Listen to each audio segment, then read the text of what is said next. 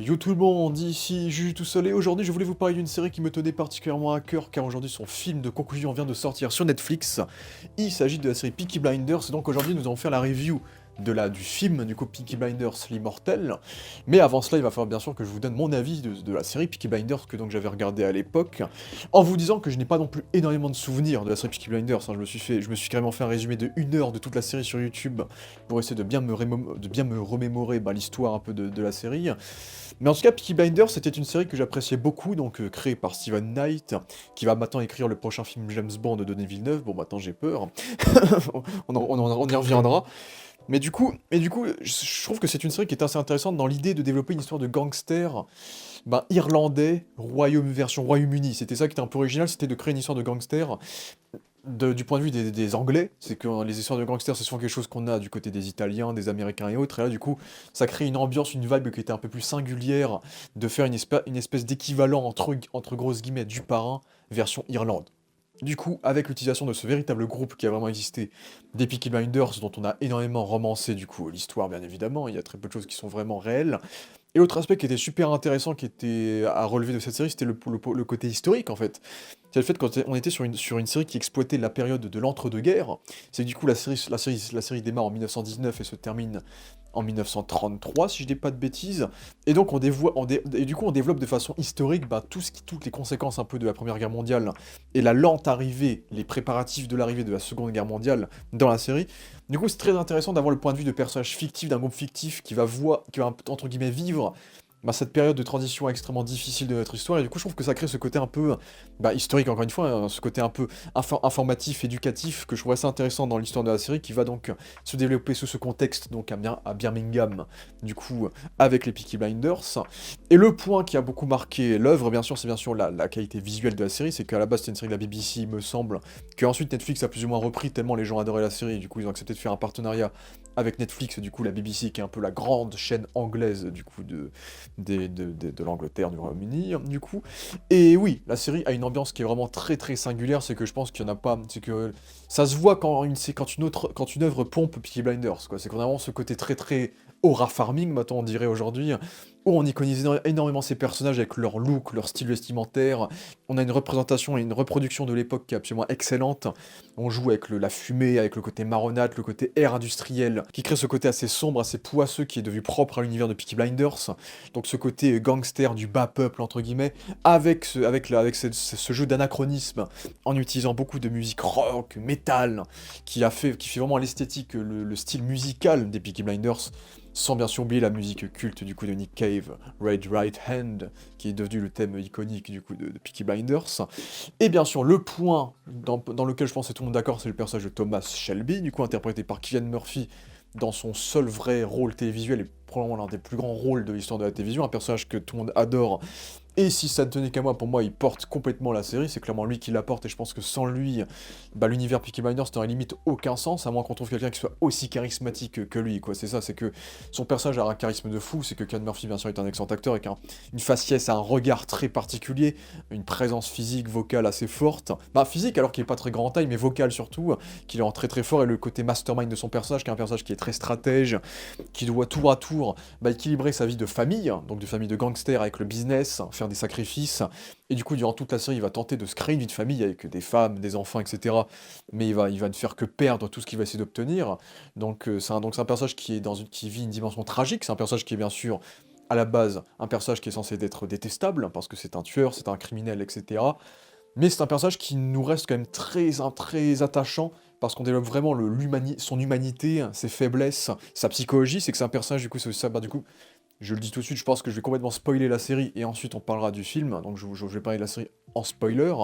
Ce qui est intéressant, c'est qu'on développe le PTSD qu'il a reçu durant les guerres de tranchées, de mines, je crois, en France, qu'il a eu durant la Première Guerre mondiale. Donc c'est un personnage qui est constamment traumatisé par cette guerre, qui est constamment happé par la violence dans une époque où on se défend par la violence, et qui est du coup pris par cette violence. Et c'est ça qui rend ce personnage très tragique, c'est que peu importe ce qu'il va faire, tout va finir par se retourner contre lui. C'est que Peaky Blinders, c'est quand même un très gros récit de vengeance, très très souvent, c'est que très très souvent les antagonistes de la série sont des antagonistes qui vont tuer un personnage important, et qu'ils vont se faire tuer. Mais reste que Tommy va toujours perdre un proche à chaque fois, quoi. C'est que pour le coup, dans cette série, il y a beaucoup de morts, on va dire, au fil des 6 saisons. Et en dehors de ça, je trouve que la série n'est pas un chef-d'œuvre. Pour moi, c'est pas. C'est une grande série populaire. Ça, c'est clair, c'est une grande série populaire. Après, je dirais pas que c'est une grande série tout court, dans le sens où je la trouve assez imparfaite dans plusieurs aspects. C'est que, comme j'ai dit, je trouve que Cillian Murphy porte beaucoup la série. Un peu trop, je dirais.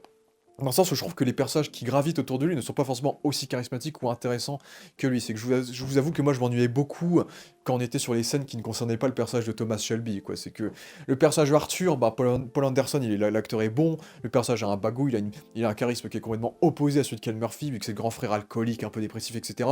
Le truc avec ce personnage-là, c'est qu'il tourne en rond très très très souvent dans la série. Ça se voit que le créateur ne sait plus quoi en faire pendant 6 saisons. Et au bout d'un moment, t'as juste envie de te dire, bah, vous auriez dû le buter depuis 4 saisons, quoi. Parce que le personnage d'Arthur tourne énormément en rond. Tu as le personnage du frère, le frère que Adrien Brody a tué, je n'ai aucun souvenir de ce personnage-là, il m'avait l'air assez fade. Tu as eu le fils de Polly, lui, qui avait une bonne évolution, donc qui passe de fils un peu gentil, qui va devenir un peu la némésis finale, un peu de Tommy Shelby à la fin, avec sa petite moustache. Bon, je trouvais que l'acteur était pas très charismatique non plus, il était assez fade, et c'est pour ça que c'était très marrant quand ensuite il le mettait en couple avec Anya Taylor-Joy plus tard dans la série, où elle, pour le coup, elle avait vraiment une présence, c'était clairement elle qui le contrôlait, etc. Et pour le coup, Anya Taylor-Joy avait un personnage assez sympathique dans les saisons où elle était. On avait aussi le personnage de Polly, que je pense était le personnage en termes de figure, de présence la plus importante après Tommy. C'était vraiment la matriarche, entre guillemets, la tante qui a ajouté d'ailleurs ce côté mystique. C'est que c'est aussi ça, c'est qu'il y a un côté aussi religieux dans l'univers de Peaky Blinders, ce qui est assez intéressant, ce mysticisme relié à l'origine de Tzigane, du coup, de la famille Shelby, à Polly, qui est plus ou moins une sorte d'incantatrice magicienne qui voit des visions du futur, etc. Donc il y avait ce côté qui était intéressant, qui n'était pas toujours très bien développé. C'est peut-être l'un des seuls trucs que j'ai vraiment bien aimé du film, c'est que pourquoi on revenait vraiment dans ce côté mystique, car le truc qui est aussi intéressant, c'est que le personnage de Tommy, c'est un personnage qui est constamment dans la balance entre la vie et la mort, c'est un personnage qui veut mourir énormément de fois, et donc je trouve que ça ajoute à ce côté immortel que le film déduit, et qui provient de cet univers un peu mystique que la série a également, c'est qu'il n'y a pas seulement le côté gangster bien sûr, mais ce personnage était effectivement très charismatique, il y avait aussi de bonnes évolutions avec elle et son duo, avec le personnage de Sam Neill, ou le fait qu'elle tente d'avoir une relation amoureuse vers les dernières saisons. Et malheureusement, tout ça coupé net par le décès, le véritable décès du coup de l'actrice, donc ils ont dû faire en sorte de tuer son personnage en hors champ malheureusement. Donc là, la vie réelle qui dépasse la fiction malheureusement. Et moi j'aimais bien les antagonistes de la série, je dirais pas tous, mais j'aimais beaucoup Sam Neill, qui est un excellent acteur, Alan Grant de Jurassic Park, qui était le méchant des deux premières saisons, donc ce pseudo flic envoyé par Churchill pour pourchasser Peaky Blinders pendant 2 saisons, parce qu'il y avait un peu ce côté jeu de chat et de la souris, c'était vraiment le mec qui essayait de battre Tommy durant plein d'épisodes et qui arrivait jamais et qui pétait des plombs, etc. Donc il y avait un peu ce côté criminel contre le flic et on est content que le criminel gagne à chaque fois, jusqu'à qu'on nous développe ce personnage de façon à ce qu'on voit qu'en fait ce mec-là c'est un peu un gros pervers qui veut violer des gens, etc. Qui est un peu dégueulasse, etc. Qui soudoie des femmes pour qu'ils aient des rapports avec lui. Donc on découvre que c'est un giga connard et ça rend le personnage détestable. Mais c'était un premier méchant en tout cas que je trouvais très très sympa dans le lore de la série. Là où je sais qu'il y avait il y avait tout l'arc religieux avec le pasteur, avec les sœurs, etc., les nonnes, qui m'avait pas fasciné de tête, c'est que ce méchant-là m'avait pas du tout marqué à l'époque de ça. Là où Adrian Brody, pour le coup, m'avait assez marqué. Bon, je trouve qu'Adrian Brody était un peu trop en surjeu, je pense, dans la série, mais c'est vrai que son rôle était assez fun, de vraiment créer une sorte d'équivalent de Thomas Shelby, mais version gangster, mafieux, avec il essayait un peu d'imiter Marlon Brando dans son phrasé, etc. Donc il y avait un côté qui était assez intéressant, et je pense que saison 4, c'est une des saisons qui me prenait le plus en termes d'intrigue. C'est que tu voulais vraiment voir ces deux-là se confronter et autres, et donc c'était assez intéressant de voir ça. Mais moi, je pense que le meilleur antagoniste pour moi, c'est Oswald Mosley, je crois, joué par Sam Calflin, je crois que ça se dit. Parce que Oswald Mosley, c'est lui qui va introduire ce côté. En fait, beaucoup des histoires de Peaky Blinders, c'est entre gangsters, entre criminels, c'est très personnel, c'est des récits de vengeance, etc. Et lui, et c'est vraiment ce personnage-là qui va rajouter le côté, attention, la Seconde Guerre mondiale arrive, et là, il y a le fascisme qui commence à arriver en Angleterre, quoi. Du coup, t'as ce personnage-là qui débarque et qui d'un coup va développer un aspect beaucoup plus politique, un aspect beaucoup plus global, général, mondial, qui va créer des enjeux encore plus forts durant la fin de la série. Et je trouve que c'est un personnage qui faisait vraiment froid dans le dos parce que c'est un politicien en fait. C'est un personnage qui est un politicien, c'est durant l'arc où Tommy du coup devient député, devient politicien également, il devient un peu le roi de sa famille et autres. Et ce personnage-là débarque et il te lance des discours, il a l'air sympathique, aimable, et ensuite il te lâche des gros speeches devant des foules, et en fait c'est des speeches des speeches dignes des nazis, quoi, qui convoquent les mêmes idéaux que les nazis, qui vont donc nous introduire du coup à cette idée un peu de Seconde Guerre mondiale qui va arriver. Donc je trouve que lui c'était un méchant qui marchait assez bien, d'ailleurs une véritable personne qui a véritablement existé bien sûr. Et dans ce côté-là, Tommy avait un excellent arc, hein, c'est qu'on avait tout l'arc avec son premier amour, Grace, qui était un personnage aussi intéressant, Annabelle Wallis, qui était plutôt une sublime femme par ailleurs, mais du coup, dont la mort sera très très surprenante au moment du mariage, mais ils avaient une relation pareille de chat et de souris, où elle c'était une espionne, lui il le sait pas, et au bout d'un moment ils vont se trahir, etc., ils vont s'aimer, etc. Je trouve qu'il y avait un jeu, une dynamique qui était intéressante. T'as le personnage de Aida, la sœur, qui était plutôt sympa, mais pareil, c'est pas un personnage qui m'a énormément marqué aussi. Mais j'ai toujours trouvé ça dommage que son mari dans la première saison, le communiste, on n'ait pas plus développé cette partie-là. C'est toute la partie sur le communisme qui a été assez sous-développée malheureusement parce que l'acteur était pas dispo pour la saison 2. Du coup, ils l'ont tué en hors-champ. Bon, en vrai, Peaky Blinders, ils ont fait ça souvent, hein, tuer en hors-champ.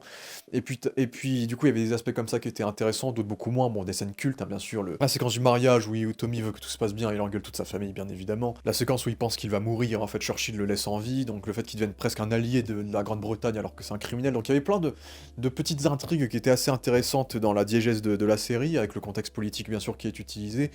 Et moi, je me rappelle que j'avais beaucoup aimé les deux dernières saisons, la saison 5 avec ce final, avec le speech de Mosley et cette espèce de grande salle de spectacle, et tu sais que le but c'est de liquider Mosley, et en fait ils y arrivent pas, et tout part en couille, et du coup, t'as des personnages qui meurent, et il y avait une tension de fou dans ce final, je m'en souviens bien, pour le coup. Et j'avais bien aimé la dernière saison qui était beaucoup plus contemplative, beaucoup plus calme, beaucoup plus puante encore que les saisons d'avant. Vraiment là, on jouait beaucoup sur le fait que c'était la dernière saison, que c'était plus lent, on prenait notre temps, on instaurait une ambiance encore plus forte que d'habitude, et on montrait un Tommy qui était vraiment brisé psychologiquement, qui voulait se suicider, etc. Et je me rappelle de ces séquences où il y a sa fille qui meurt de maladie, et je me rappelle bien sûr de toute la partie où il pense qu'il va mourir parce qu'on lui a menti, on lui a dit qu'il était mortellement, qu'il allait mourir en fait, car sa santé était en train de se dégrader, et à la fin de la série, il découvrait qu'en vérité non, c'était un bobard pour l'empêcher d'agir, et donc à la fin il accepte de ne plus se battre. Il y a la fameuse séquence de l'armistice, du coup, de l'église qui sonne, qui lui rappelle l'armistice, donc le temps de paix, et le fait d'arrêter de se battre et de faire la guerre. Et cette fin que j'avais beaucoup aimé avec la musique, qui était magnifique, du coup, de lui qui va prendre un cheval blanc, au lieu du fameux cheval noir où il arrive au début comme une espèce d'envoyé de la mort, du coup, à la fin de la saison 6, avec une musique magnifique et la caravane de souvenirs qui symbolise sa mort, vu que ça représente bien sûr la manière dont on brûle les morts dans sa culture, bien sûr. Donc je trouvais que la fin de la série était assez belle, assez poétique, sur lui qui quitte toute sa famille, et qui quitte carrément toute sa vie, en fait, pour une vie d'ermite qu'on va retrouver du coup dans le film. Donc voilà. Et puis il y avait quelques acteurs qui étaient sympas à retrouver, bien sûr Steven Graham dans les dernières saisons qui était cool. L'acteur, là j'oublie tout le temps son nom, mais le mec qui joue Littlefinger dans Game of Thrones, qui dans cette série joue un personnage qui est un peu l'inverse, c'est un personnage qui est vraiment attachant, qui aime beaucoup son fils, et justement lui, son fils va se faire bien tuer, et lui aussi va se faire tuer, il va alors se venger, il va quand même se faire tuer.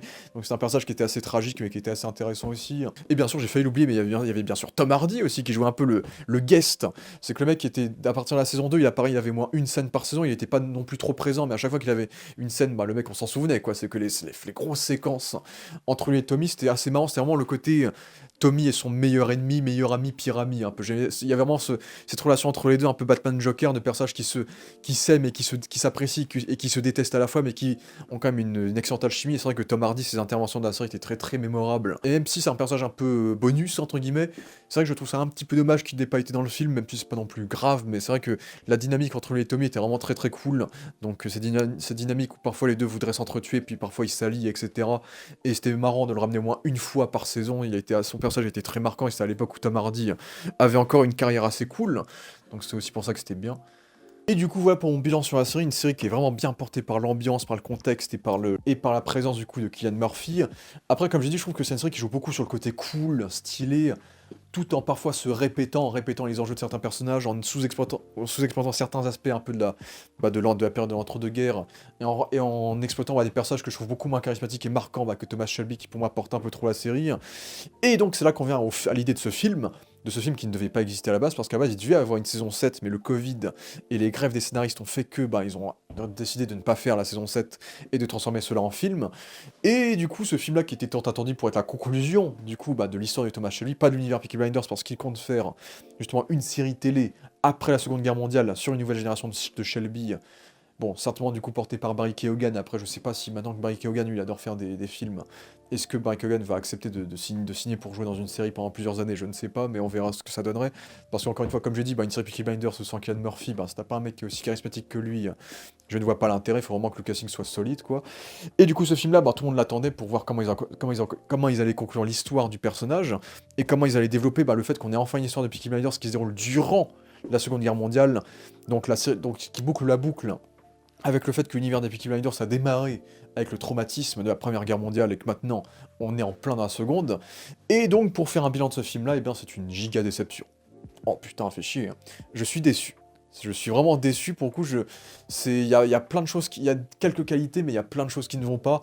Et je trouve que les 5 dernières minutes de la saison 6, avec la musique, la conclusion, le départ de Tommy en cheval blanc, je trouve que la séquence de fin de la série est bien plus mémorable que n'importe quelle scène de ce film-là, quoi. C'est que j'ai ressenti tellement d'émotions devant la fin de la saison 6 et j'ai ressenti tellement peu de choses devant ce film que c'est dire à quel point j'ai été déçu. C'est que déjà, tout d'abord, le réalisateur, c'est un no-name, c'est un des mecs qui a fait des épisodes de la série, mais du coup, visuellement, c'est toujours aussi clean, c'est la belle photo Peaky Blinders, quoi. On a ce côté toujours industriel, marronâtre, etc., bien, de Birmingham, un peu sale, qui en plus cette fois-ci met en parallèle avec le côté un peu bleuâtre, froid, fantomatique de l'exil de Tommy, qui est un peu ce vieil homme coincé dans un grand château rempli de fantômes, et du coup les visuels un peu froids représentent bien cet aspect-là dans les visuels.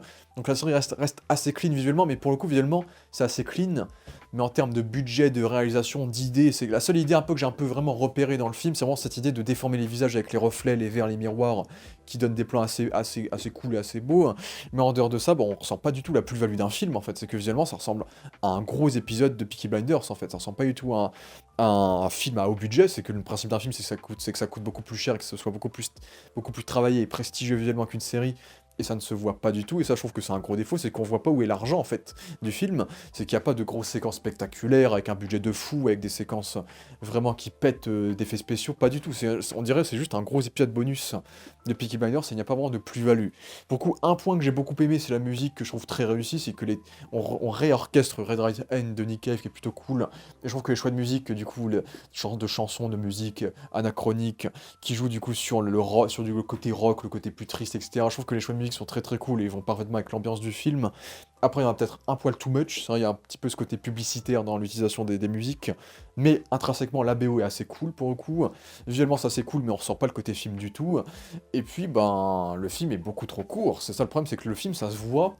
En fait, le film a un côté très Frankensteinesque. On sent que le film veut raconter plein plein de choses. Mais le film fait même pas 2 heures, quoi, il fait 1h50. Et ça se voit qu'il manque au moins 1 heure de film pour vraiment que le tout soit limpide et bien développé, voire une saison entière, quoi, voire une saison 7 en fait. Il aurait peut-être fallu juste conclure sur une saison 7 parce que le film est beaucoup trop court en fait. C'est que déjà d'où ils se sont dit, on va faire un film Peaky Blinders, on va faire un truc de 1h50. Genre, qui est satisfait par cette durée sans déconner? Genre, c'est 1h50, les gars.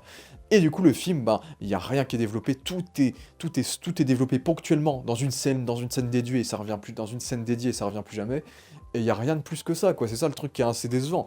C'est que je trouve que l'intro du film est assez cool, avec tout le côté on t'introduit l'enjeu du film, c'est-à-dire ces faux billets d'argent de livres créés par le régime fasciste britannique pour du coup créer une balance économique qui permettrait du coup au H de gagner la guerre du coup.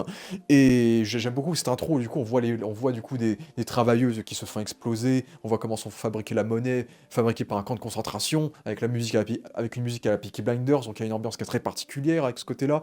On sent qu'on est enfin sur la Seconde Guerre mondiale, il y a quelque chose d'assez excitant dans la narration, c'est qu'on veut voir où est-ce que ça va nous mener en fait en termes d'histoire.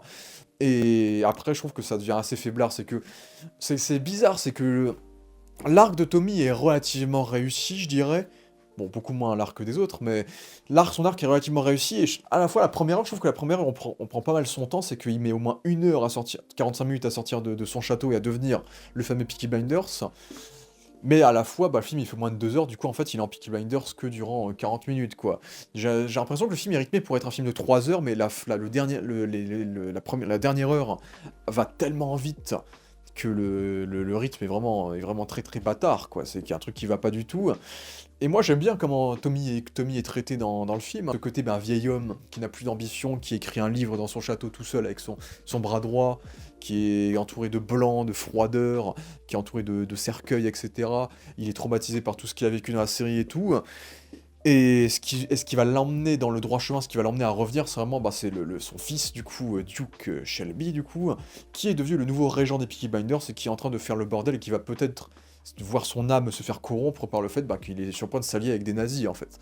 Et je trouve que ça, c'est un enjeu qui est intéressant et qui aurait pu être bien traité. Le problème, c'est que je trouve que le personnage de Barry Keoghan, bah, je trouve qu'en fait, Ken Murphy n'a pas d'alchimie avec aucun des gros acteurs du film, que ce soit Rebecca Ferguson, que ce soit Barry Keoghan, qui est son fils, et que c'est clair qu'avec son fils, ça aurait dû être le cœur du film. C'est clairement comme ça que le film est vendu, et malheureusement, ils ont très peu de scènes entre eux, très peu de développement entre eux, alors que c'est père et fils, quoi. C'est censé être la relation phare de ce film, et c'est trop peu développé, malheureusement. Et du coup, bah, même le côté Peaky Blinders, nouvelle génération, un peu bâtard, qui commet des massacres, et qui sont méchants, et qui sont rebelles, bah ça, à part la scène d'intro de Barry Keoghan, c'est pas vraiment développé. Je pense on aurait beaucoup plus. Dans une saison, on aurait beaucoup plus mérité à montrer davantage la zizanie que sème cette nouvelle génération de Peaky Blinders que juste la scène d'intro de Barry Keoghan, et puis boum, scène d'après, il est contrôlé par un nazi, tu vois. Donc je trouve que le côté Peaky Blinders, nouvelle génération, il est pas assez bien montré, et la relation père-fils est pas assez bien montrée parce que, ben, ils ont une scène de bar où ils parlent pas, la scène se coupe, il y a juste la scène de la boue où vraiment ils ont une interaction frontale entre eux, et en dehors de ça, bah, il se passe pas grand chose entre eux, malheureusement, il y a pas vraiment d'évolution, et c'est extrêmement dommage, et ça aurait pu créer une dynamique assez intéressante, mais malheureusement, ça ne marche pas. Surtout si jamais ils voulaient que Barry Keoghan soit le centre de la prochaine série Peaky Blinders, bah du coup je pense que c'est raté parce que je pense que personne n'a eu le temps de s'attacher à son personnage, quoi. Tout va trop vite, les événements sont trop précipités malheureusement. Et puis tu as aussi le personnage de Rebecca Ferguson qui joue très bien, c'est Rebecca Ferguson bien sûr, mais qui sort un peu de nulle part, quoi. Elle sort vraiment du chapeau, le coup de la sœur jumelle, ça fait tellement écriture kitsch ce truc-là, de la mère de Duke, qui est un peu la sorcière qui va annoncer à Thomas Shelby bah, le fait qu'il doit revenir et le fait qu'il va mourir aussi. Bah en fait c'est un personnage qui fait très exposition, son personnage je la trouve pas nécessaire, je pense que c'est un personnage qu'on aurait pu faire sans elle dans l'intrigue en vérité. C'était juste stylé parce qu'on met Rebecca Ferguson dans l'univers Peaky Blinders, ça c'est cool, tu vois. Mais en dehors de ça, son personnage, bah ça ressemble un petit peu au personnage de Jessica dans Dune, qu'elle joue déjà. Ce côté voyante, mystique, qui connaît l'avenir. Mais en dehors de ça, on n'en fait pas grand-chose, elle sort un peu du chapeau. Ça ajoute ce côté mystique, gitan, tzigane qui est intéressant. Mais en dehors de cette ambiance-là, bah déjà, ils ont une scène de sexe qui est totalement artificielle en termes de sensations. Et je trouve que, pareil, ils ont pas le temps d'avoir une alchimie, ils ont pas assez de scènes entre eux, tout va trop vite, etc. Et le personnage est tellement inclus dans ce monde de façon un peu abracadabrantesque, bah, que ça en devient un peu parodique, malheureusement, et je trouve que son personnage est très très mal incrusté, inséré dans l'œuvre, tu vois. Et en dehors de ça, bah, tu as le retour de petits personnages de la série qui sont des bras droits de Tommy qu'on avait dans la série, mais surtout de Aida, sa sœur, qui est une politicienne et qui essaie de défendre du coup la parole du peuple contre sa propre famille, les Peaky Blinders menés par son neveu. Et ça aurait pu être quelque chose de super intéressant à développer dans le côté politique du film, et qui malheureusement n'est pas développé. C'est que Aida, elle n'a qu'une seule scène avec Cillian Murphy, et ensuite elle se fait flinguer par Tim Roth. Et tu dis, ben ok, c'est pourquoi là, je trouve qu'il y a de la tension, la musique est cool, on voit que Keoghan il veut pas la tuer, etc. Donc je trouve que c'est plutôt bien fait, et il y a ce côté fantomatique du coup de Thomas Shelby qui sait qu'elle est morte, tu vois, donc le côté fantomatique qu'il voit, mystique, mais en dehors de ça, son personnage n'est pas vraiment respecté, quoi, c'est qu'elle était là depuis la saison 1, c'était la sœur, etc. Et on la bute comme ça, et du coup, bah, tout le côté politique qu'on aurait pu développer n'est pas développé, on aurait pu peut-être lui donner un meilleur destin que ce destin-là, parce que malheureusement, c'est ça qui est chiant, c'est que l'histoire aurait pu être complexe et super intéressant, de Tommy qui essaye de juste voir Tommy revenir pour essayer de sauver son fils du nazisme en fait. Et au lieu de nous développer une histoire super complexe sur le fils qui peut-être ne veut pas sortir de ce carcan-là, de son fils qui est peut-être en train de devenir un Dark Vador, et lui va devoir l'empêcher de devenir pire que lui, entre guillemets, bah en fait non, on va faire un récit à la Peaky Blinders très très classique, c'est-à-dire un récit de vengeance. C'est qu'au lieu de créer un récit complexe où les deux essayent de s'auto-convaincre, les deux se battent pour des idéologies, bah à la place, tous les deux vont se mettre d'accord pour buter le grand méchant parce que le grand méchant a buté Aïda, et du coup en fait ça devient un simple récit de vengeance où un père et un fils vont essayer de buter le méchant quoi. Du coup malheureusement toute la complexité du scénario disparaît, et du coup on se retrouve dans un récit bah, assez décevant en termes de complexité quoi, c'est qu'on est sur un récit de vengeance banal comme on en a déjà eu, mais encore, non, mais encore, c'est encore moins intéressant et fort en termes d'implication parce que le méchant est pas assez développé. C'est que je trouve que l'idée du méchant est intéressant. L'idée de Tim Roth, qui est un excellent acteur en plus et qui a plutôt du charisme et qui est plutôt cool, bah l'idée de ce méchant est plutôt cool parce qu'on essaye vraiment d'en faire un miroir de Thomas Shelby, en fait. On essaie d'en faire un ancien vétéran de la Première Guerre mondiale qui a des traumatismes lui aussi et qui lui a rejoint plus ou moins le camp opposé à Tommy, le camp fasciste qui est prêt à enfermer le monde sous une idéologie qui exécute des innocents. Et du coup, cette dynamique-là est aussi développée par le fait qu'il essaye limite de lui voler son fils en contrôlant du coup Duke Shelby du coup. Donc je trouve que là, le concept du personnage en espèce de faux miroir de Thomas Shelby est plutôt intéressant. Malheureusement, il n'a pas assez de scène, il n'est pas assez développé, on ne le voit pas assez, et on ne développe pas assez sa psyché, quoi. Ça reste un méchant assez classique et qui aurait mérité bien plus que ce qu'on lui donne, quoi. Et ça, c'est dommage, comme Stephen Graham, qui depuis, a eu son Emmy Awards pour adolescence, qui n'a que 2 scènes dans ce film. Après, c'est justifié par le fait qu'il était déjà dans la série avant, mais quand même. Et le fait que oui, il y a des séquences qui sont sympas, la séquence de fusillade entre Tommy et Tim Roth, la séquence de la confrontation dans la boue, il y a ce côté puant, etc., qui marche assez bien aussi. Les séquences au château que j'aime bien avec Tommy également, mais il y a des séquences qui vont trop vite. Par exemple, la séquence qui fait miroir avec le début, avec la première scène de la série, Tommy sur son cheval tout beau, qui se fait acclamer par le peuple sous une réorchestration de Right Hand. Bah, cette séquence-là, elle aurait dû durer 5 minutes, pas 1 minute. On aurait dû vraiment ressentir les frissons de lui, du peuple qui le voit et qui le célèbre, etc. Et on n'en fait rien. La séquence est beaucoup trop rushée, et malheureusement, on n'a pas le temps de ressentir des émotions durant cette séquence-là. Après, il y a des séquences qui sont cool, la séquence du bar, bon, qui est aussi un gros recyclage de ce qu'on a déjà vu avant dans la série, où tu as la jeune génération, les jeunes soldats naïfs qui connaissent pas Thomas Shelby, et qui du coup lui manquent de respect, et lui qui, grâce à son influence, va réussir quand même à avoir l'ascendance. Ça, c'était une séquence qui était plutôt sympathique quand même. Mais en dehors de ça, ben, le film est assez oubliable, assez basique, et il manque plein d'éléments qui auraient pu être intéressants. Et puis il y a des choses qui, pour moi, vont un peu à l'encontre de la morale de la série et de la morale de ce que là. En fait, on dirait pas que c'est le créateur qui a écrit le script, on dirait que il y a un côté très fanfiction, malheureusement, et c'est ça qui me dérange. C'est que Arthur, on sait que l'acteur avait des problèmes de drogue, etc., et c'est pour ça qu'ils l'ont pas ramené. Mais franchement, ça me dérange pas quand tue le personnage hors champ, même si du coup ils ont mis un petit flashback. Mais moi ça me dérange pas parce que je pense que c'est le personnage le plus facile à faire tuer dans tous les cas. C'était vraiment le gros dépressif alcoolique. Tu m'aurais dit qu'il s'est suicidé, tu m'aurais dit qu'il a fait une overdose, tu m'aurais dit qu'il a eu un accident de voiture. Pour moi c'est logique avec ce qu'on a vu de son personnage, ça m'aurait pas dérangé. Et ils auraient pu totalement faire ça, et non. Ils se sont dit, bah non, on va dire que c'est Tommy qui l'a tué, alors que, bah frère, Arthur, c'était son bras droit, c'était le mec le plus fidèle à lui, quoi. C'est que jamais de la vie, je me dis que Tommy, lui qui a défendu sa famille durant toute la série, sous la colère, sous l'alcool, il tuerait son frère, quoi. Je trouve c'est tellement out of character. Et pour coup, là, on est sur des choix qui vont vraiment à l'encontre de la morale du personnage et qui vont limite dans la trahison de l'univers de Peaky Blinders, en fait. Donc je trouve que ce choix-là, je ne comprends pas ce choix-là. Ils auraient clairement pu faire plus simple que juste ajouter un nouveau fantôme giga forcé comme ça, mais malheureusement, je trouve que la mort d'Arthur, c'est super maltraité, quoi. Ça n'a aucun sens non plus, hein. Et puis vient le final.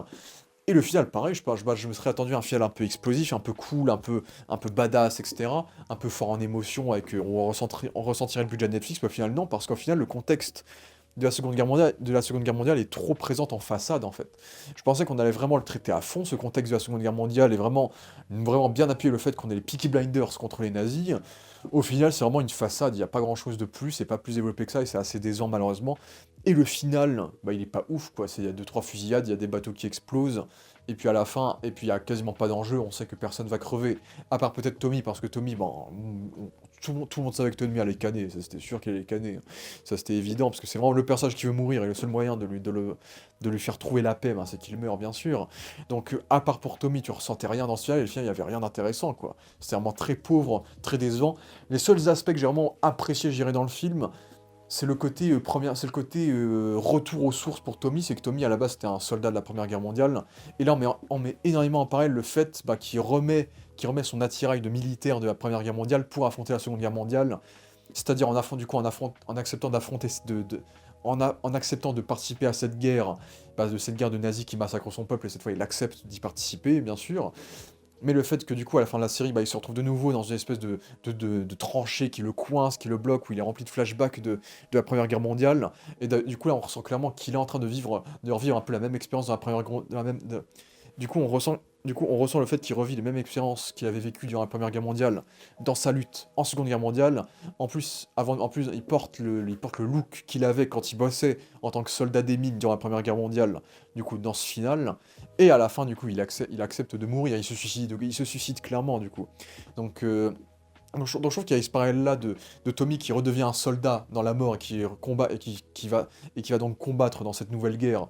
Ben, je trouve qu'il y a un parallèle qui est assez intéressant sur ça. Et ensuite la mort, la mort elle est plutôt bien, elle aurait pu être mieux je pense, je sais pas, elle est pas dingue quoi. En fait c'est littéralement Tommy qui se suicide en fait. C'est Tommy il veut mourir, il sait qu'il va mourir, il sait qu'il peut pas y échapper puisque du coup il y a Ferguson qui lui a dit qu'il allait mourir dans tous les cas. Pareil Ferguson, je trouve que les scènes où elle passe de sœur jumelle à elle, etc. Je trouve que c'était tellement bizarre, c'était tellement particulier comme délire aussi. Mais du coup, il laisse Tim Roth l'abattre, et ensuite il le tue, et ensuite il veut se faire écraser par la voiture, quoi. Après, je trouve que la mort est plutôt bien exécutée, dans le sens, littéralement, dans le sens où j'aime bien cette idée de Tommy, bah, qui du coup veut que son fils le tue, et oblige son fils à le tuer, c'est que du coup, même dans la mort, Tommy a le contrôle, et il essaye de contrôler sa propre mort, en demandant à son fils du coup de le tuer pour qu'il prenne l'héritage, pour qu'il prenne sa couronne, et pour qu'il devienne le nouveau régent des Peaky Blinders, donc tout ça devant bah, les amis de Tommy, devant les Peaky Blinders qui sont autour d'eux, avec ce décor qui est plutôt sympa d'entrepôt, avec de l'argent par terre, qui symbolise un peu toute la richesse que Tommy a perdue, et donc là, il meurt en disant ces derniers mots devant son fils, et je trouve que la mort est plutôt réussie, l'idée du fils du coup qui le tue, et Tommy qui du coup qui meurt cette fois-ci en laissant quelque chose de bien, en empêchant du coup bah, la corruption monétaire de la Grande-Bretagne par les nazis. Donc il y a une forme de rédemption bien sûr du personnage qui ensuite du coup voit sa caravane se faire brûler du coup à la fin du film. Et c'est vrai qu'il y a... Je trouve qu'il y a, même pour les fans de Peaky Blinders, il y a beaucoup de personnages qui sont oubliés, sa dernière femme, son autre fils, le film fait 1h50 quoi, le film aurait dû faire 3 heures, ou sinon t'aurais dû faire une saison 7, comme ça on aurait bien pris le temps d'au moins mentionner tous les personnages importants de sa vie qui n'ont pas été évoqués dans ce film-là, et qui auraient dû parce qu'ils étaient trop importants pour être oubliés, pour beaucoup mieux développer ce qu'on aurait pu faire avec Arthur, pour beaucoup mieux développer tous les personnages qu'ils ont rajoutés dans ce film-là, qui sont beaucoup trop artificiels, pour développer la relation avec le fils, et juste pour développer une fin digne de ce nom, quoi. C'est que là, comme ça, je vous dis clairement qu'en vrai, Peaky Blinders, on peut clairement s'arrêter à la saison 6, et voilà, quoi. La saison 6, c'était une très belle fin, forte en émotion, il s'en va, etc. Peut-être que c'était pas du tout obligé de faire ce film en fait. C'est que le film là, il était beaucoup trop artificiel, beaucoup trop pauvre, beaucoup trop imparfait pour qu'on en soit satisfait quoi. Je vois pas comment on peut être vraiment satisfait par le film. Donc c'est là que je vous dis que même si au moins je trouve que la finalité de Tommy en lui-même est plutôt réussie, c'est qu'il a plutôt une bonne fin, et on retiendra ce personnage comme l'un des plus grands personnages de l'histoire des séries télé, mais en tant que pur film, en tant que pure qualité filmique, ben pour un film c'est très décevant, et pour un film Peaky Blinders on a pu s'attendre à bien plus spectaculaire, bien plus marquant, bien plus fort en émotion que ça quoi. Parce que par exemple, si on met en exemple le film El Camino de Breaking Bad, bah El Camino on sent qu'il y a beaucoup plus de budget en termes de caméra, de largeur des plans, tout en gardant un rythme qui prend vraiment son temps à la Breaking Bad, un rythme fidèle à ce que la série avait comme rythme, là où ce film là, ben on enlève toute la complexité, la tension que la série avait dans la manière dont elle était rythmée quoi. Donc voilà mon avis sur ce film-là, c'est que j'aime la série, mais le film m'a beaucoup déçu, et j'aimerais avoir votre avis. En tout cas, c'est pas une grosse merde non plus, j'ai passé un moment correct, mais en termes d'attente, ben, on aurait pu clairement s'attendre à mieux. Heureusement que je ne m'estime pas comme un giga fan non plus de Peaky Blinders, comme je vous dis, je me rappelle pas, j'ai pas tous les détails de la série encore, mais dans tous les cas, ce film m'a plutôt déçu, donc n'hésitez pas à donner votre avis, je viens de donner le mien, et puis merci à tous d'avoir écouté cette vidéo, et ciao.